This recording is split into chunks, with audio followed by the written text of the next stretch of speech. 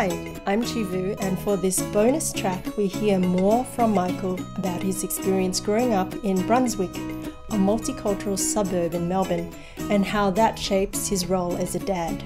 Γεια σου, με λένε Μιχάλη, γεννήθηκα εδώ στη Μελβούρνη.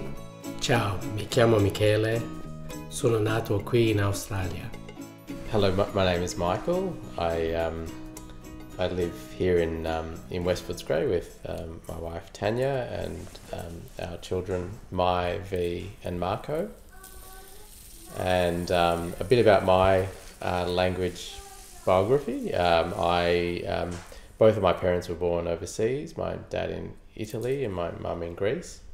So I grew up in a household where both Greek and Italian were spoken regularly to visitors, to on the phone. But the common language that my parents spoke to my brother and I was English. We've both maintained Greek and Italian, though only to kind of an extent that we've kind of needed to in our lives. So not nearly as well as we would have liked to. So I guess our household growing up was probably not an exemplar in language maintenance, in that there was a fair bit of language drift for us. But our languages in our household were a kind of key part of our identity, who we were, and as a way of engaging with the diasporic communities that we were part of, my brother and I, and are to this day. And both as a kind of symbolic kind of link to those diasporic communities, but also as a kind of practical link. We grew up in a suburb where there were a lot of Greeks and Italians, and so walking down the street, going to local shopping strips, we heard a lot of our languages in the shops. So kind of similar to living near a suburb like Sunshine, where our kids regularly get to kind of walk into Vietnamese businesses and just hear Vietnamese spoken in the street. So that my kids' childhood is probably sort of akin to the kind of childhood that my brother and I had, though with Vietnamese and not Greek and Italian. What was it like growing up in a family with three languages? Look, it felt like a very normal thing.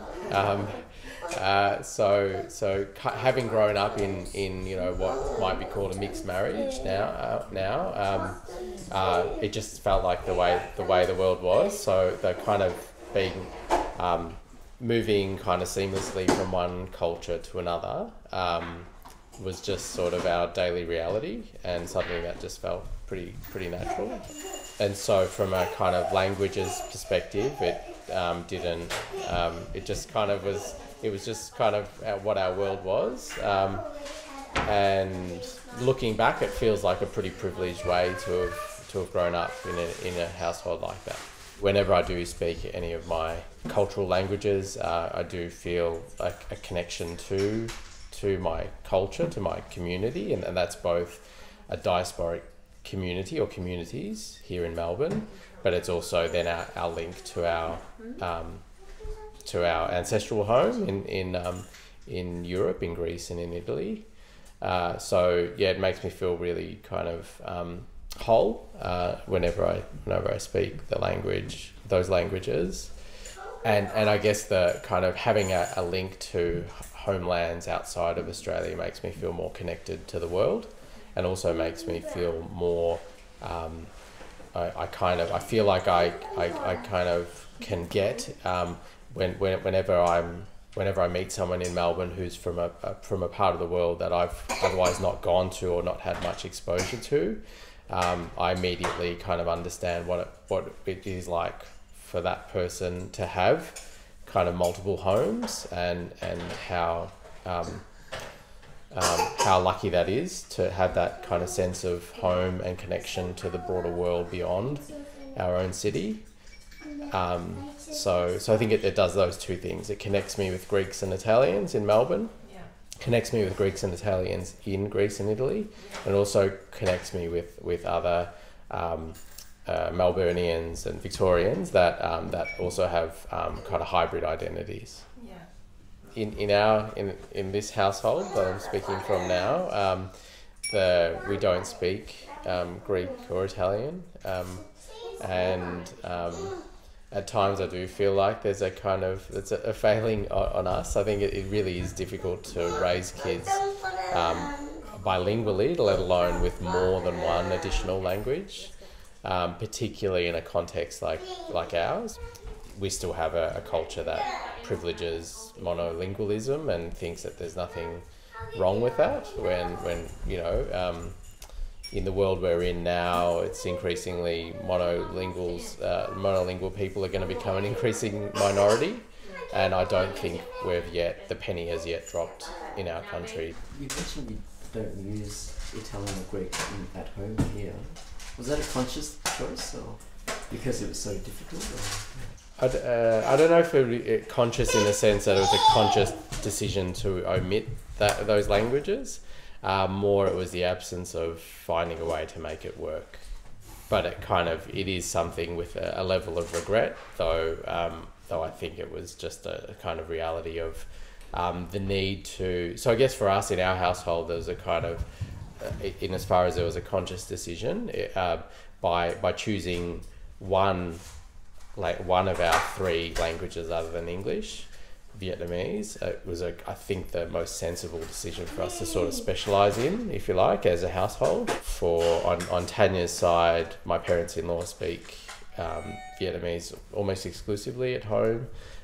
So with our proximity to a suburb a cultural hub suburb like Sunshine and Footscray, meant that being able to draw on those local community resources of just the availability, the accessibility of Vietnamese as a language, and link to my parents-in-law meant that was probably the most sensible language for us to specialise in as a household. And you spoke a lot about growing up in Brunswick. How does it feel to be living in West Footscray and raising your family now? Yeah, look, it's this is a really interesting community. One of the things that it did feel, it was a bit of an adjustment. I've been living here for 2 years now, and walking down the street and not seeing those visible manifestations of Greek and Italian communities here. There isn't a single Greek church in West Footscray, and to my knowledge there's not a single business that has either Greek or Italian on its shop front window. If you were to go down the street in Barclay Street to Footscray, there's obviously the famous Cavallaro and Sons, and there may well be a few others that have remained, though a lot of that legacy is no longer. There's so that did feel a bit strange and sort of disorienting in a way. There are certainly Greeks and Italians who live in this neighbourhood, but just to not kind of see it in a visible sense, which was the first time in my life that I'd experienced that, and did make me wonder what it must be like to belong to one of the communities, the smaller communities in Melbourne that for which that is a daily reality. To kind of in effect to not see your language or your culture in any kind of local businesses or other kind of community infrastructure is a little bit humbling, and kind of a good reminder that that's a reality for so many people. The resources that are available, in terms of in the community, and proximity and all that stuff. It makes a lot more sense. I can see, how it's children, busy lives, lots of activities, etc. Yeah. And so how are you able to support your children's kind of Vietnamese language bilingualism? I think probably the first step is a kind of attitude. So I think there is nothing more damaging to people learning anything than a negative attitude towards it, and so I think the opposite of that, being a positive attitude, is probably the first point of support that I can give. So I think that is really important as a foundational kind of enabler. And then there's kind of some more using opportunities throughout the year, holidays and other festivals as a way of kind of engaging with the Vietnamese community locally, and playing a role in having been positive about that, and just the practical ways of engaging with events like that. And then there's kind of at a more daily level, it's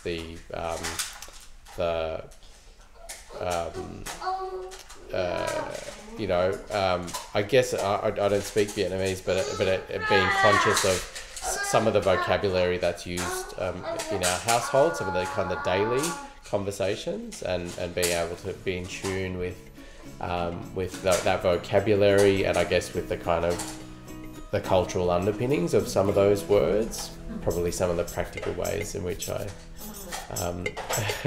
offer support for that endeavour. Yeah. Thank you. Thanks so much.